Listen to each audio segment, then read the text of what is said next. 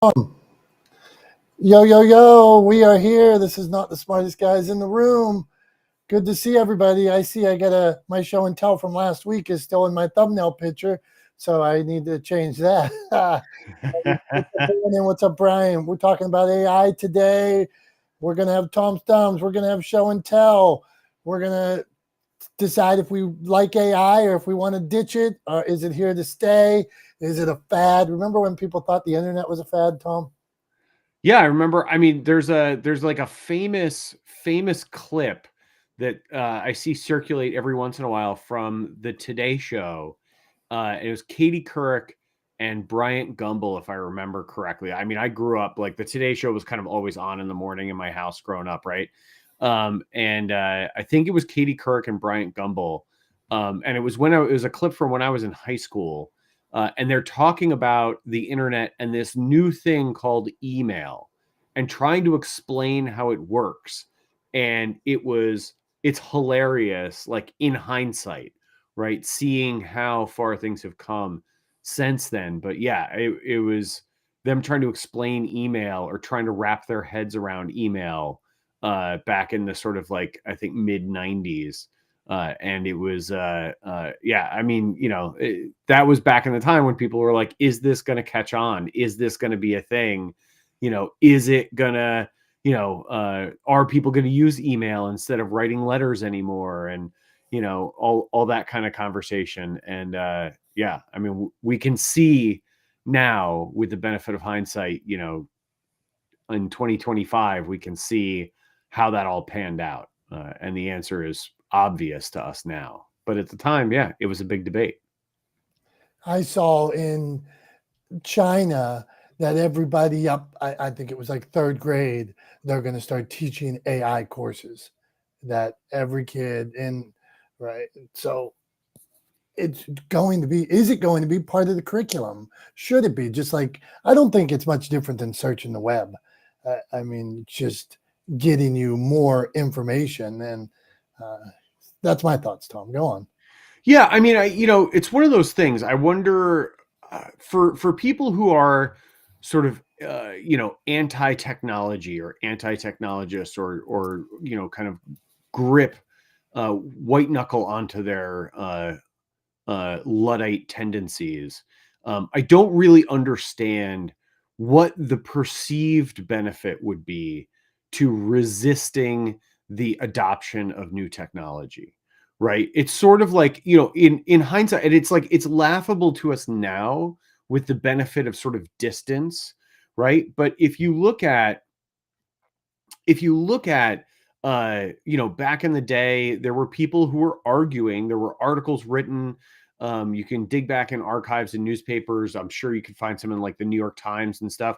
But if you dig back in the day, there were lots of people who argued that the automobile would never take off, right? That it could not replace horses, that horses were a far better mechanism for transportation, for trucking and freight movement and work, etc. That tractors wouldn't replace horses, that automobiles wouldn't replace horses. Like there was this whole argument. In fact, some of that argument, it's really funny. I was talking about this with somebody the other day. We were talking about the infrastructure around electric vehicles, right? And the need for more charging stations in more sort of like useful places, right? And if you dig back, there were arguments made that one of the reasons the automobile would never catch on broadly was because uh, there weren't enough gas stations, right? So like the same argument that people are making now against EVs was made 100 years ago against the automobile, right? And so I think the same arguments that people were making against email 30 years ago, people are going to make against AI now, right? And it's I think we're going to, in 20 or 30 years, we're going to look back on that and kind of with the same understanding, look back on it and go, well, that was kind of a silly argument, right? They didn't really you don't really think that through. You didn't really see the sort of potential or the opportunity or how things would actually play out. It was a rather kind of short-sighted viewpoint. So yeah, I mean, look, I think at the end of the day, um, I'm not saying every new technology is inherently good. That's not what I'm saying. But when you look at a technology like, the internet, right, or a technology like AI that revolutionizes the way we interact with each other and the world around us, um, I think you have to play ball with it, right? You have to, at the very least, understand it and use it to your advantage, even if you don't love it. I'm not saying everybody should be like banging a drum, chanting about how great AI is. That's not what I'm saying at all. What I am saying, though, is we live in a time where it's important to recognize and utilize all the tools we have at our disposal. And AI is a fantastic productivity tool. And I think a lot of people are going to in the long term hurt themselves because of their short-sightedness and refusal to embrace a new technology like AI, the same way people refused to embrace email 30 years ago. So yeah, I think, is it going to replace people? No. But people who use AI as a tool to increase their productivity will replace people who don't. That's well said, Tom. We got a comment here from our friend Brandon. Brandon says, I'm directly affected by AI, but even I know that the artist and technology will always push each other. So I'm finding ways to use it and make something I couldn't have before. I refuse to use it for work. I sell though, like my art and designs. So he's not using it in his artwork and designs, but he is using it other places. Brandon, I hear Brandon with that, because as a publisher of books and author, I'm like petrified of seeing people use it in their books because, well, I'm a big believer in laws catching up with technology. So today you write something aided, assisted, created by AI, and tomorrow, 3 years down the road, Amazon scans for AI created AI doctored work, and then they delete all the books or something like that. So, or they freeze your book from some sales platform because you used so much AI in it. So I am not a fan of it at all when it comes to the writing, the pure creation of your content. I'm a big believer in using it for disseminating. If I'm taking it, something I already wrote, and I'm going to create a social media post, I'm going to create a news article. Well, I already wrote this chapter, and I'm taking 2 paragraphs from the chapter and then putting it into AI, prompting it, saying, give me a news article based on these last 2 articles in the voice of Motivation Champs about this, more upbeat, make sure it ends like this. So that's what I think, Tom. Go on, and then we'll get to B Swift, Sonia, and Julie. Yeah, I mean, I was just going to say, like, I think, and what you're talking about there is people trying to replace themselves with AI, right? And that's where I think a lot of folks miss the boat. Is they see it as, again, they see it as a human replacement, and if you think of it that way, then you're more likely to use it that way instead of using it like an assistant, right, or a tool. So one of the best, or one of the most, I found one of the best, and I think one of the most interesting ways to describe using AI that I've heard is to think of the AI, and I'm specifically talking about sort of the large language model, generative AI like ChatGPT, right? That's just for context. That's kind of the one what I'm talking about.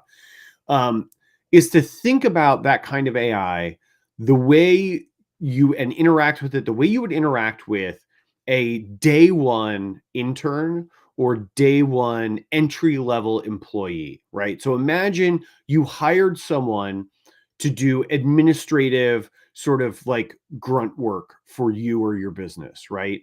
And that's the way you should think about the AI. So you give it very clear and precise direction through the prompts, and then you make sure that you go over, review its work, and edit it to make sure that it is in line with your brand, your business, your voice, et cetera, right? So like, to me, one of the things that I've always struggled with is sort of like staring at the blank page, right? Like that sort of the cursor blinking on the blank page. Like, how do I get started? Sometimes I just need a thing, something, a few sentences, a paragraph, something to start with that I can then say, oh, you know what? It'll get things moving, and it'll start clicking, and I'll be like, oh, you know what? I can say this, and then I can say this. Oh, I should talk about that. And let me find a couple of articles that I can use as like, to provide supporting evidence for this theory that I'm putting forward, et cetera, or not, like, or maybe I'm wrong. Let me see, like, let me do a little bit of research. And AI is great for all of those things, right? Like for getting you started, for helping you do research, for streamlining processes that otherwise take a long time. You can make them much, much faster with AI. And that's the kind of like productivity I'm looking for. So Brandon, totally hear you and appreciate the idea that like you refuse to use AI for work that you sell, right? But there's no reason why I would say like, there's no reason why you can't use AI to inspire work that you sell, right? If you're saying, hey, I wonder what it would look like if we did this, right? And you go to one of the AI image generators and you go, hey, ... Like, what if we mash these two styles together? What would that look like, right? And it spits out an image at you. Now, obviously, you're not going to turn around and just kind of sell that image as if it was your own, but it might, seeing that image, I mean, this is just how my brain works, but like seeing that image for me, I would then look at it and go, oh, that's interesting. Oh, it did this. Oh, it did that. Oh, those two things are, oh, you know what? Now I see a path forward. Whereas before I was just staring at a blank page and not going anywhere. Right. So that's one of the ways that I personally really like to use it is as sort of like an entry level assistant. If I said, hey, do me a favor, I need to write a newsletter on AI this week. Go ahead and just draft, draft the start, and here are the things I want you to talk about, and here are the things I want you to focus on. Go ahead and give me a draft, 750 words, give me a draft, right? And then go from there. Don't put it out as finished work, because it's not, right? It's not meant to replace people. It's meant as a productivity tool. And that's how I think people should use it. So those are just a couple of the ways that I like to use it. And kind of, I feel that it has dramatically increased my productivity in the way that I use it, professionally. So yeah, so that's what I think. I don't know. What do you think, Dom? Should we start going around the room, see what other folks Let's hear what have to people have say? to say. So let's go like this. Since we know it's coming, since we know it's here, good uses. How are you using it? How has it benefited you? So Swift, what do you got for us, man? Good uses. Are you using it? Where does it help ease things for you? I have started to play with it with some ideas, but again, we can talk all day about how good it is, but like all the technology out there that has major negatives to it, I think it needs to be discussed, the downside of it, and I think there's All right, bring it on, Swift. We're not afraid. What do you got for us? Come on. I think there's a bigger downside than there is an upside. All right, go on, preach. Tell us. No problem. We could preach all day about it can help you just creatively, but you know what? You just stopped yourself from having to be creative. No matter what we say about it, how anybody uses it, it is taking the place of the human mind from creating. Whether you use it creatively, it is taking the place of people being authentic. Now, we could say we're going to stop it at the creative line. We're not going to use anything else it tells us. But here's the bottom line. You're not going to do that to a 10-year-old, a 12-year-old, a 20-year-old, and probably a lot of 30-year-olds are not going to stop. All we're doing is replacing human ability with what somebody else has said, because this is all programmed by humans, and it has a slant. I don't care what anybody says, it is slanted because it is written by a human. So you could We could say whatever we want to, but it's going to create a bunch of dum-dums out there, just like TV did, right? A lot of people called it the dummy box. So you're watching the dummy box. Why? Because it replaced kids from being outside, from learning how to create games like Kick the Can or Johnny Run Across or Ding Dong Ditch or just fun stuff. It is preventing kids from having to use their minds. Just like phones have created, they become babysitters for moms that don't want to tell their kid to shut their pie hole and behave. They hand them the $1,000 phone so they could play a game on it. Now it prevents a parent from parenting, but it's the easy way out. If we keep taking the easy way out in the world, in generations, we're going to have a bunch of people that just don't know how to cope and how to think. Just my 2 cents. All right, Brian, you brought it today. We're not worried about it, man. So we appreciate all sides of this argument. This will always be a safe place for everybody. We appreciate it. So I'm going Dom, to. it's not an argument. We're just having a conversation. Yeah, right. It's just a conversation. So, Brian, in this conversation, I use Opus Clip. I'm going to take this conversation today from Opus Clip, from all of us here, and I'm going to copy and paste the link into Opus Clip. And it's going to pull out 50 conversations based on you, me, Tom, Trish, and Tyre down there, Sonia, Julie, whatever, and break them into clips. 60 clips, 40 clips, whatever. I'm able to then add, they missed that boat. I can add to the beginning of the conversation, the end of the conversation, based on transcript. If I had to do that on my own, it would take me a week and it wouldn't be as good. So now I can take this show and have 60 clips out in 45 minutes if I really wanted to. How is that not benefiting, and how did it any way stymie my growth? I never said there was no benefit to it. I think there are some benefits to it. As I said, I think we don't talk about the downside of technology. There are some creative benefits to it and technological benefits to it, like there are technological benefits to having a cell phone. But there's also a downside to it.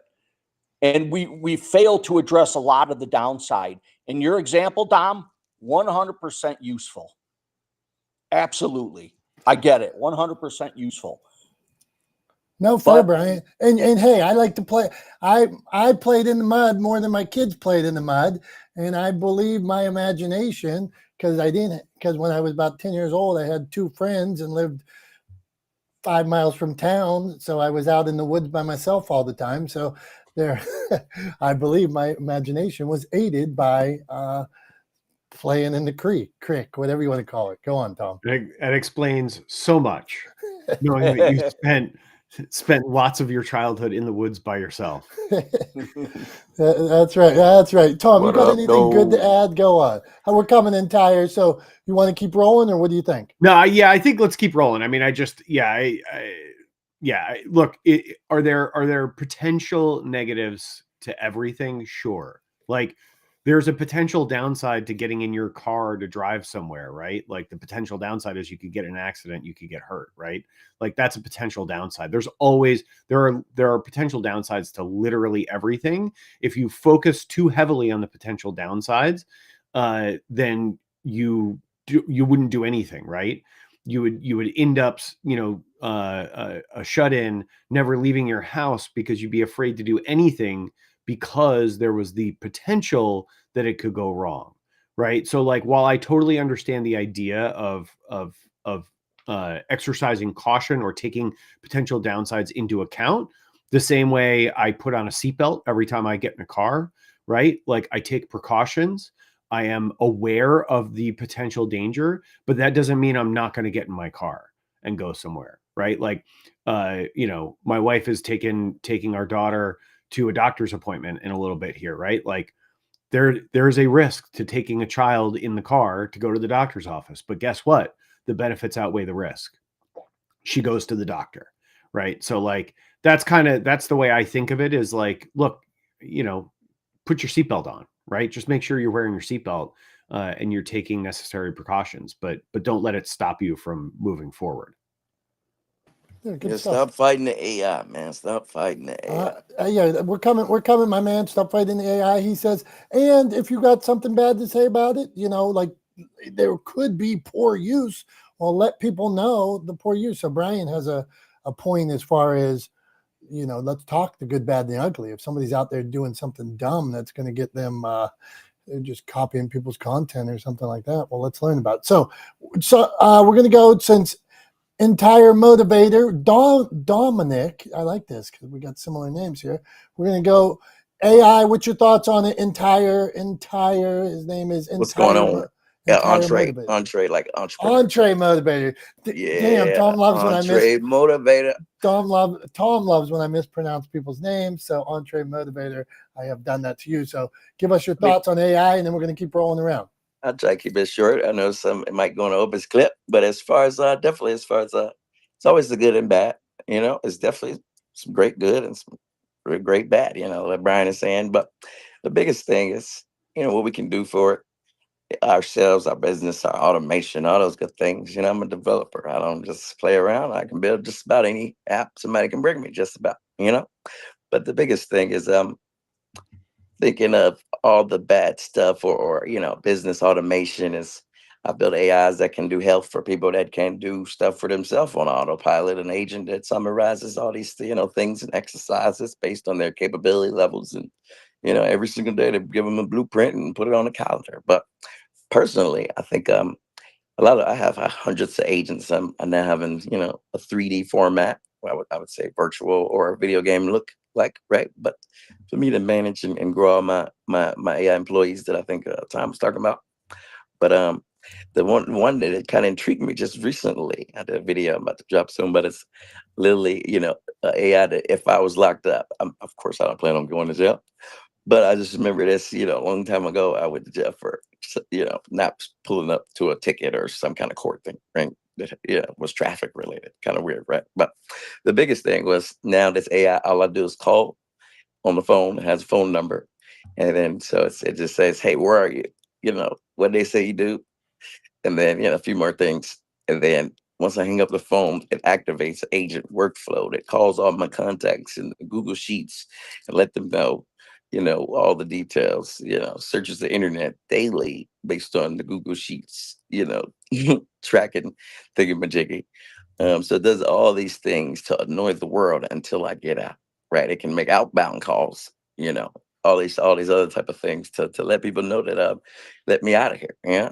But being able to have those kind of systems is definitely intriguing when I can't do for myself in certain circumstances like that, but to have an AI, annoy the world until I'm free, from different forms of communication. If I got to use Hey Jen to show up on as an avatar, and send a message to be like, through the Hey Jen's API and my agent system to say, hey, I don't know if you got my message last time. If I got to send an actual avatar up myself, just telling the person to come get me and get me from being locked up, it's pretty crazy. And think about the other one that has avatar. You can have these show up on Zoom and stuff like that. So think about being on court and I got 50 avatars in the courtroom as people. They can be like, damn, your whole family here. Entree, you're talking some intense stuff here. We receive it. You got a final but thought on it? but to have one man, be able to automate things that can help them in real life scenarios. It's that's just intriguing to love that kind of part of it versus the bad part. All right. Hey, that sounds like it could be some good work, could help a lot of people. So keep it up. All right. AI, love it, leave it. Tom, first, before we get to Sonia, where are we at? Where can people find us? Can you do that better than me? And then anytime I say it, you're like, what about this place? No, we're not there. That's not how we do it. So yeah, go buddy. All right. So obviously, as you all know, this is not the smartest guys in the room. We're streaming live all over the internet. We use Clubhouse here as the platform to bring people into the conversation, but the conversation is broadcast out. It's a live podcast, right? We do this every Wednesday at 9:30 a.m. Eastern. So we're broadcasting right now across the internet on YouTube, Facebook, LinkedIn, and Twitch. to name a few. And also, obviously, as I said, here on Clubhouse. So if anybody wants to join the conversation, hop on over to Clubhouse, get into the Not the Smartest Guys in the Room house. You can join the conversation, ask a question, share some knowledge or a tip. Let us know how you're using AI, what your best practices are. Or if you're saying run away from it, don't touch it, whatever the case may be. So that's what's going on. It's an opportunity. We do this every week for everyone to get together, talk about sort of current topics in media, publishing, right? Your area of expertise and my area of expertise in media, and then hear from other folks, hear a diversity of opinions and thoughts on the subjects, and hopefully surround ourselves with people smarter than us, so that we are live up to the name of the show and not the smartest guys in the room. So that's what we got going on. And up next, well done, Tom. Well done. Thanks, man. So up next, I think we're Arita Sonia. Is she? I ain't mean to go too high level, man. I ain't mean to go too high level. No, it's all good. Cool, it's all good. It's all good. It's all good. That's why we go entree. We bring experts from all kinds of people in here. So thank you. I was let y'all know those wasn't theories. That's actually what's helping me out now. No, gotcha. That's all good. And just Andre, just so you know the way I definitely followed the house. Hold on. Just so you know the way we do this, because we're broadcasting all over the internet. Not everybody is here in Clubhouse in the conversation. Just do us a favor. If you want to add something, just flash, let us know, and then we'll come to you, so that we're not talking over each other, so people watching it elsewhere can understand what's going on. So appreciate it. Appreciate you being here. Sonia, we're coming around to you. Sonia, how are you using AI? Are you using AI? Do you love it, or do you want to leave it behind? I use AI for certain things. Well, the biggest way I'm using it is to promote my clips from my podcast, and and then also on Buzzsprout, because I use that as my main platform for the podcast, that actually then goes and disperses it to other places. I use it as a guide, but sometimes I try to stay away from that part as much as I can, because I want to be able to write my own way. But other than that, that's the only times I've really used AI. Or you do something on Canva, right, to be creative on Canva. But that's about it. I don't really use a lot of it elsewise, though. Cool. I appreciate that. I mean, I think that's kind of in line with what I was talking about, right? Using it sort of as a point of inspiration, or to tackle mundane tasks, right? Things that you really shouldn't spend your time doing, right? Like, helping to disperse clips across different platforms, or, just drafting the initial, impetus of an idea, right? Basically getting you from that blank page to something on the page that you can actually mold into your own, right? I don't think it's any different than, for example, taking a piece of clay and using a pottery wheel, right? Like, I mean, you're taking a lump of clay. The only way you can make it into the shape that you're making it into is by using a pottery wheel, right? By using that tool. But it doesn't mean that whatever you make, the vase or the bowl or the plate or whatever you make on the wheel, doesn't mean that it's less valuable or a lesser creative work. It just means that you used a tool to help you get something that otherwise you wouldn't have been able to create, right? So I think those are all good uses. Appreciate that. What do you think, Dom? I think they all sound good to me. I think I want to go to Tom's Thumbs right now before we get to Julie and Trish. What do you think about Tom's Thumbs? So, not the smartest guys in the room. Tom's Thumbs is a segment. Tom has been known to give a lot of thumbs downs. So sometimes he gives a thumbs up. You never know. So today I'm gonna lead him to water. Tom, in 2025, what do you think about starting a podcast?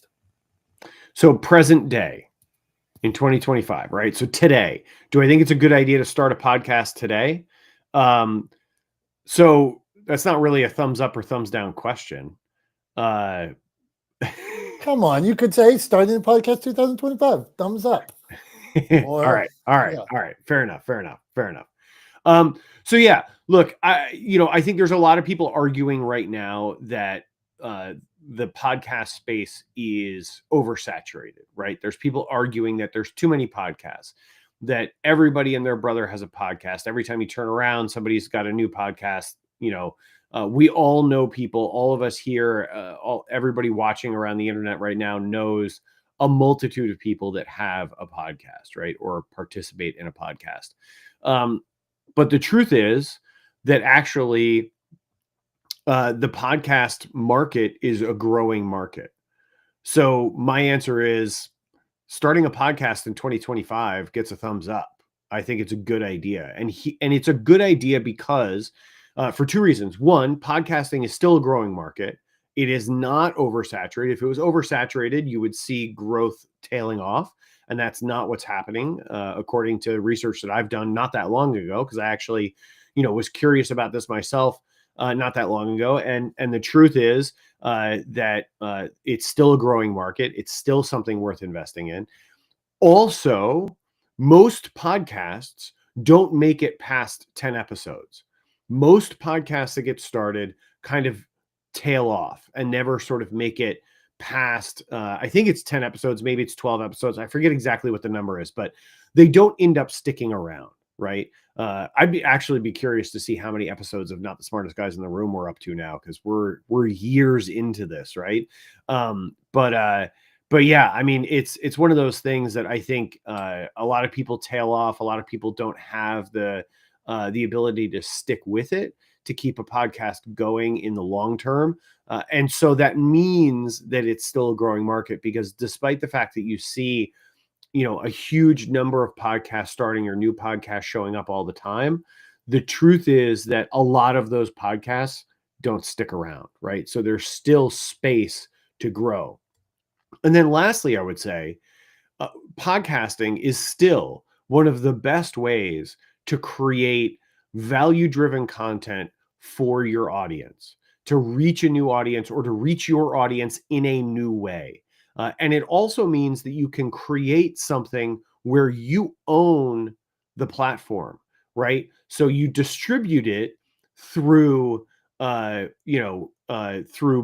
say, Buzzsprout, right? Because Sonia mentioned Buzzsprout. So we'll just say that. So say you use Buzzsprout to do the distribution, right? And it's on all the podcast platforms through Buzzsprout. Well, at the end of the day, you still own every single episode. There's nothing that would stop you from taking the episodes and putting them up on an RSS feed on your own website, right? There's nothing that would stop you from taking that IP and using it down the line in a multitude of other ways. You own the IP, right? You own the platform. The means of distribution is a different, is a different beast altogether, but you own the content, right? Whereas if you create posts on social media or whatever, if your account gets banned, all of that content goes away, right? All of that just sort of disappears. If you haven't been downloading it as you've been posting or whatever, right? Archiving it, etc. Whereas a podcast, you own the IP from start to finish. So I think it's a great way to reach your audience and build new audience around your business. I think podcasts are a great way to communicate with your community, to add value to your community. And I think there's a lot of opportunity in podcasting because it's still a growing market. So starting a podcast in 2025, you get a thumbs up from me. Wow, there you go, Tom. Positive vibes, thumbs up for Tom. Well thought out, well said. I agree with you, man. And I find myself listening to more and more and finding it easier. Here's where I land on it. It is getting easier for me to listen to them, which is like I get in the car, I turn on the radio. Now I can almost get in the car and just as easily, I got to push an extra button sometimes, but I can just as easily listen to the podcast when I'm riding my bike, whatever it is. And for me, that ease of use is, I like it. And so I'm all in. I agree, Tom. Love it. We are talking AI. Love it or leave it. Best practice's. Tom's thumbs was what do you think about starting a podcast in 2025? Julie, thumbs up, thumbs down. She's giving a thumbs down because she's red, I think. Trish smiled or laughed while you were talking, so I wonder what she has to say about that. So since Julie's on the phone, Trish, we're coming to you. You can give your thoughts on Tom's thumbs or best practices on AI. Hold on. Julie, Brian, hold on. We're going to Trish. What do you got, Trish? She's gone. Okay, back to Julie. Are you on the phone? Are you there? Hello. I'm all over the place, Tom. Okay, Trish, what do you got for us? Hi, I'm Trish. I'm the business owner of Paris Parties and Spa. Thanks for letting me be on your podcast. What I laughed about was the I don't agree with that, and I'm not gonna get too off into it. That's all right. Come on.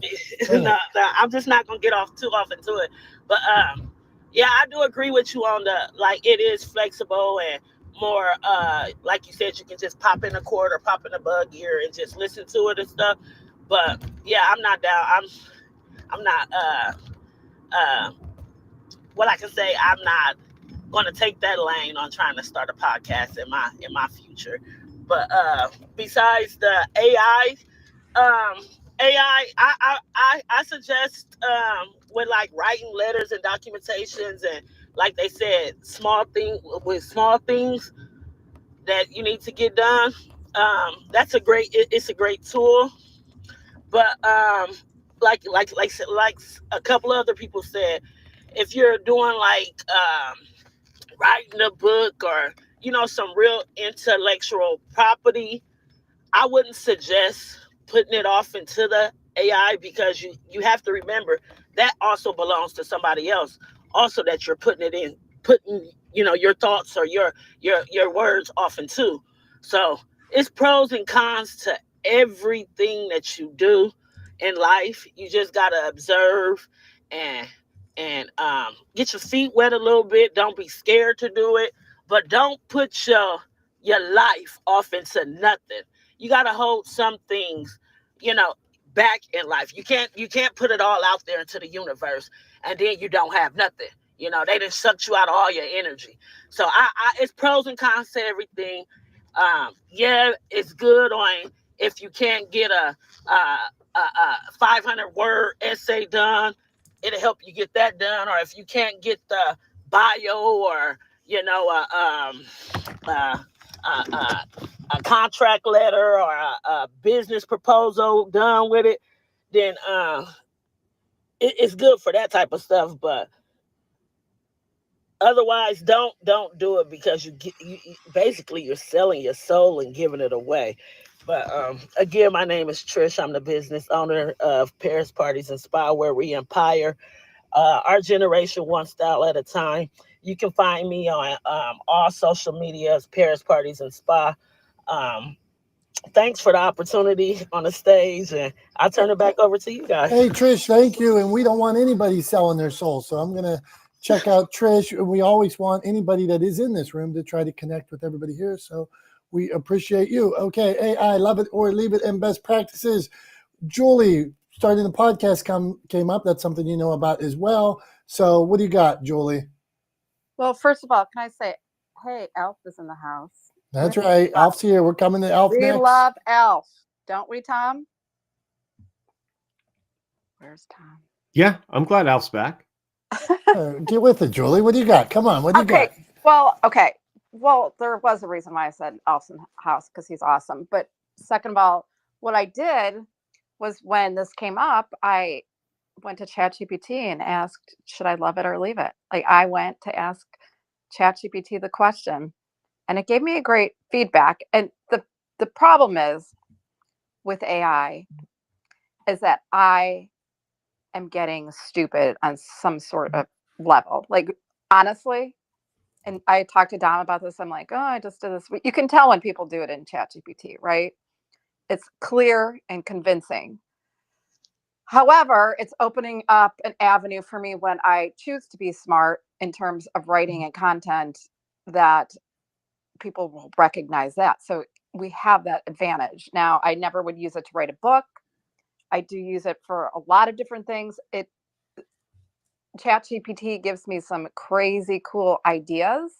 However, I do see my brain kind of softening. It's so weird. Like over the past year, how I've used it instead of doing the research, instead of my critical thinking, problem solving, and memory issues. I feel like I am losing that. I'm seeing a dependency that I never had it. And I signed up for ChatGPT, like the upgraded version, which it worried me just a little bit. So should we be worried?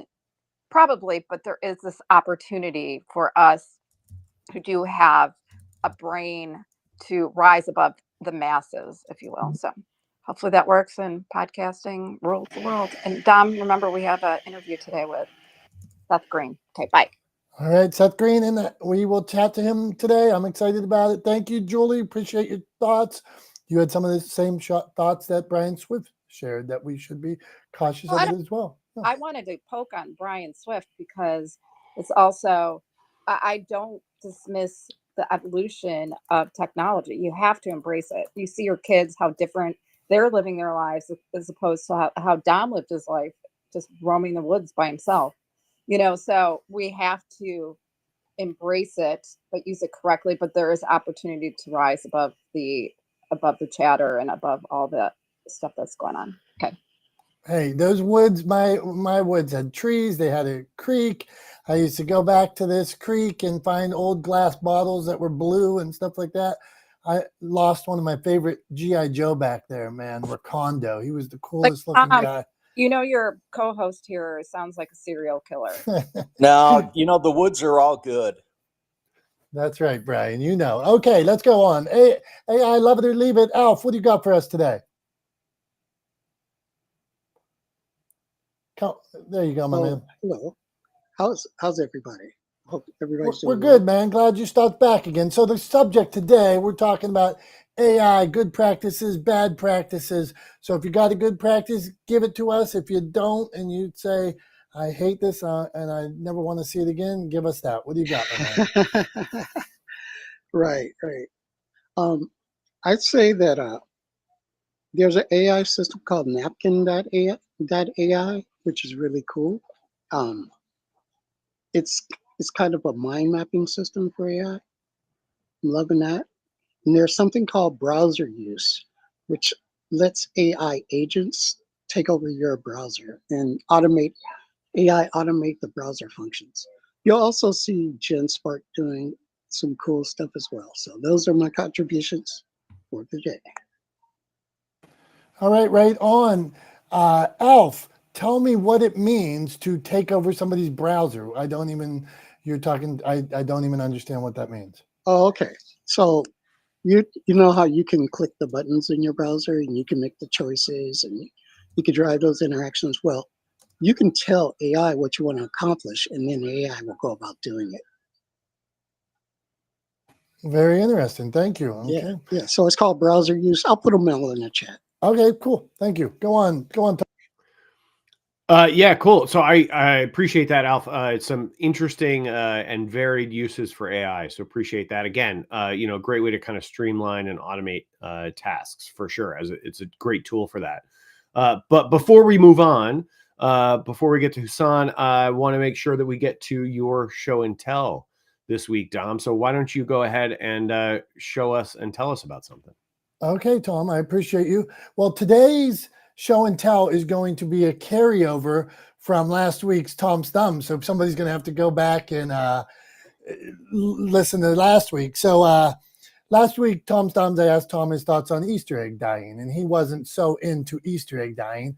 I love Easter egg dyeing, and I mentioned an Easter egg that comes out every year at my house. This is something, I got my daughter's 16, my son's 19, maybe past traditional egg dyeing years. Don't you tell me they are. But every year we still dye eggs. So this year, the egg I dyed was once again, well, I dyed a few, but once again was Mr. Pants. This is a guy, for some reason, I decided he's yellow and blue, wears blue pants. He always looks the same. He's got similar hair. Everybody in my family loves when Mr. Pants comes out. And then Tom had the audacity to say, and I'm going to do this on the air, that some people don't eat their Easter eggs, and he says they waste the food. So right on air, I'm going to crack it. I'm going to crack it during the show and tell here. And you could go on, Tom, but show and tell was Mr. Pants. And you see now Mr. Pants is getting his face ripped off. And I'm going to enjoy a boiled egg. I mean, honestly, my favorite part of that is you ripping his face off. But yeah, no, hey, look, I don't think I'm wrong. I think a lot of people don't eat their Easter eggs. And I think that is a waste. You know, I mean, in this economy, who can afford to waste eggs like that, right? They're like, what are they, $14 a dozen now? I actually, there's a down the street in our neighborhood, there's somebody that has a bunch of chickens, and they sell eggs from their chickens at the end of their driveway, and they doubled their price for their eggs, like to match the cost of eggs in the supermarket. So it's egg prices are going up all over the shop. So I appreciate you eating the eggs. We actually ate eggs for dinner on Monday. So yeah, and I appreciate the Frank's Red Hot. It's good stuff. You cannot eat an Easter egg. You cannot eat a boil. I would have pepper, but in my office, I didn't bring the pepper down today. Just Mr. Pants, the Red Hot. And now I'm going to enjoy thank you for confirming my prediction that most people would be cracking their eggs the day after this year.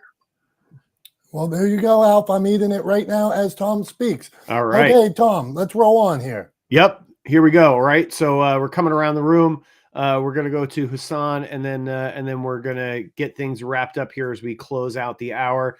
So Hassan, we're talking AI. Do you love it? Do you want to leave it behind? And what are some best practices you have that you can share with everybody here? Love it or leave it. Such a challenging question. In many ways, I love it. It is a fantastic tool. It has helped accelerate some of my processes. So for that, I'm deeply grateful for it. But if I had to stand on the side and get off of this fence, I would actually stand on the side of leave it. This technology is so wide open. I think we're going to fall into the same problems we had with social media. The technology is great, but we're not thinking about the unintended consequences and the unconsidered implications of this, especially on our young people. AI is now replacing human interaction as a relationship bot. It's replacing therapists as a counselor. It is replacing a lot of those roles that we used to assume were exclusive to the human experience. And I'm not sure that we're considering those implications. So for me, I think that artificial intelligence, especially in the hands of our young people, is ultimately going to increase the gap between, as was mentioned by the one of the previous speakers, maybe Tish or Trish. Those who use it and use it well, they will continue to accelerate, continue to get more power. But those who just use it for entertainment purposes will continue to allow their brain to atrophy. They'll become more and more dependent on it to get answers rather than thinking through and solving problems themselves. We have this, I'll close with this. We have this illusion that it's helping to, as I mentioned, helping to accelerate our processes. But anybody who has a sourdough starter knows that the process takes time. Time doesn't change. Our experience of that time changes. And what that ultimately does is increase our anxiety and increase our sense of worry about the world that is. And I think sometimes it's just better for us to stop and smell the roses. So unless we put an age limit on it and say you can access it when you reach a certain level of mental development, perhaps it's better that we just put it on pause, if not leave it alone. Thanks for letting me share. I yield back. Thanks, Hassan. Yeah, I really appreciate that perspective. I think it's a really valuable one. As you said, as a tool, it's fantastic. But I agree with you. I do think that we need to pay attention to unintended consequences, right? And again, like in the example that I was talking about before, when I was talking about that there are risks associated with just about everything that we do on a daily basis, including one of the most dangerous things that a lot of us do on a regular basis is get in a car to go somewhere, right? So if you're willing to get in a car and go somewhere, you're willing to accept some level of risk, right? But you mitigate those risks by using safety features like seatbelts and having a car that has airbags, right? And how do we end up with those safety features? We end up with those safety features through the application of regulation, right? And people drag their feet. They get really upset about regulation because they think it's too restrictive. I mean, I remember I've seen this clip kind of floating around. I've seen it on social media. There's this clip floating around. They were interviewing people. I think it was folks in a kind of rural area based on the accents. I'm not sure where in the US, somewhere in the kind of southern Midwest area of the US, I think, based on the accents in the video. But there's people talking about being upset when they were passing drunk driving laws in the late 70s, early 80s, and arguing like, hey, look, who are you to tell us that we can't enjoy a beer on the drive home from work on a Friday, or, after a long day at working outside, we can't have a beer on the drive home, right? Like, literally they're advocating for drinking while driving, right? And it seems like kind of an insane thing to argue for, the same way people argue for unfettered practices and unfettered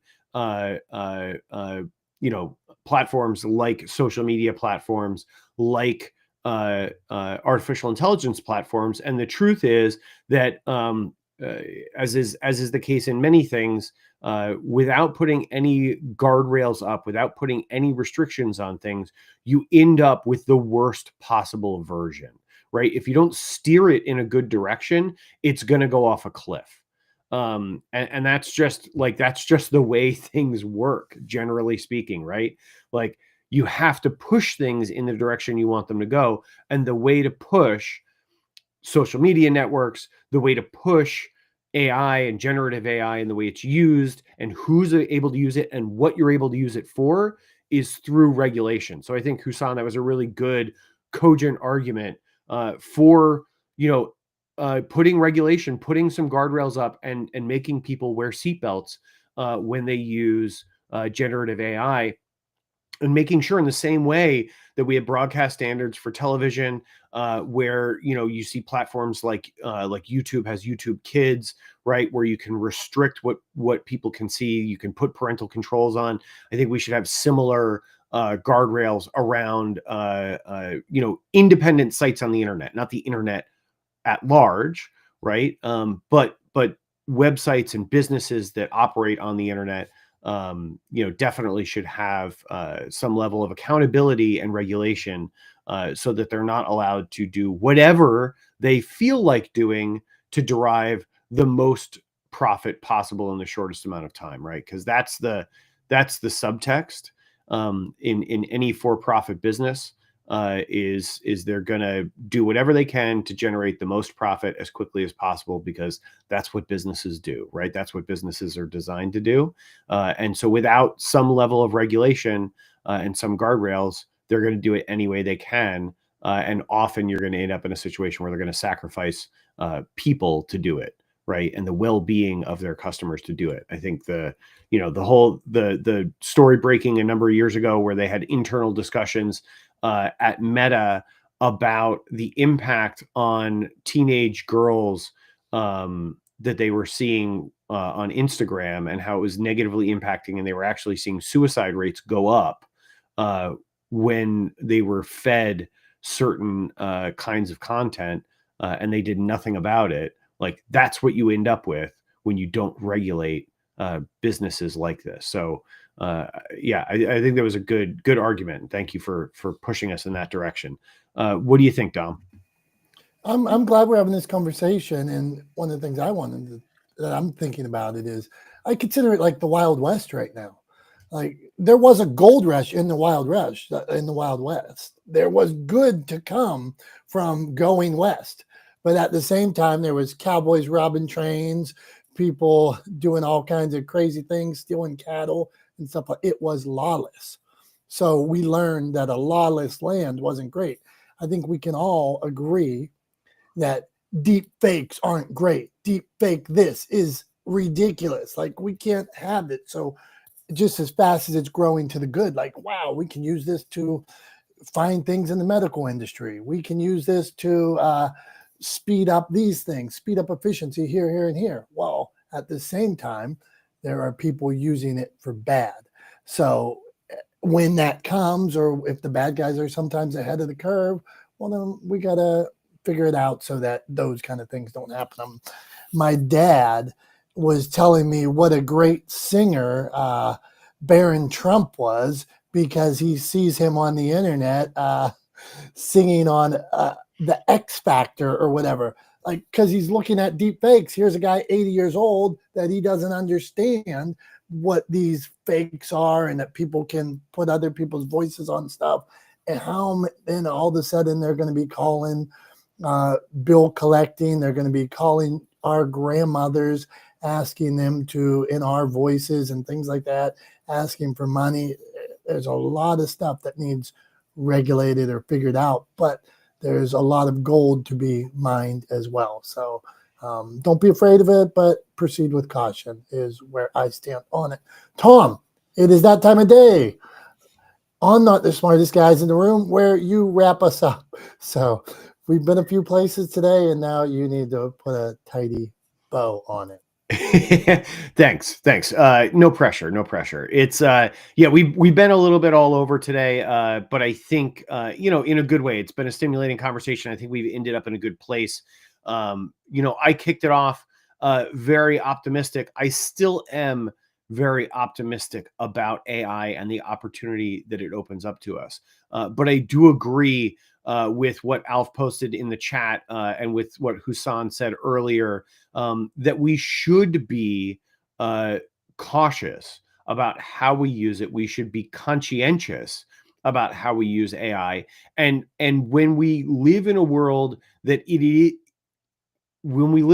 is tantamount to the sort of a technological frontier like the Wild West, right? Like the times during the gold rush, we have to be careful to make sure that we are using these tools ethically and responsibly, right? There are going to be people that don't, and there's nothing that individually we can do about that. But the thing that we can do individually is we can make sure that we use these platforms ethically and responsibly, that we mitigate the risks associated with using these platforms, the risks to, or the issues with labor exploitation, with equity issues that come up through the use of generative AI and access to generative AI.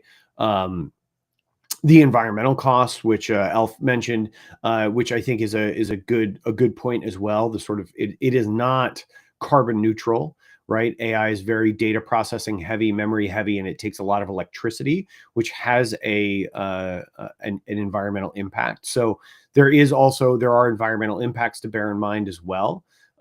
So yeah, I think it's incumbent upon all of us as the users of this technology in its sort of frontier days, to be conscientious, to be careful, and to be, good stewards of this new technology as we move it forward. So that's where I land on it. I don't think we should leave it or try to pretend like it doesn't exist or bury our heads in the sand.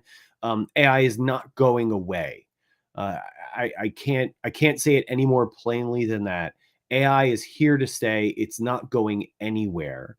So I think the way forward, the path forward, the only way forward is to use it as ethically and as conscientiously and as carefully and as honestly as we can, right? There's nothing wrong with letting people know that you're using it for things, right? I use it all the time to help draft articles, social media posts, et cetera, to do research, right? I use it for all kinds of things.